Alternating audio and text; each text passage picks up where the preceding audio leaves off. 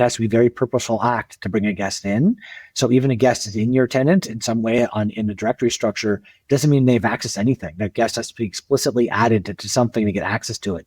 I can bring joe.katosho.com into that tenant as a guest, but until I bring them into a team or invite them to access a file, they're not going to get anything, right? And so that's a cornerstone.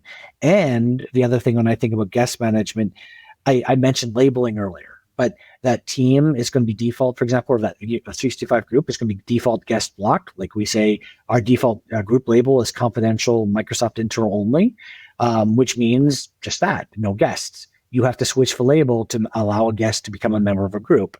And then even then, you're going to have invited that guest, bring them in.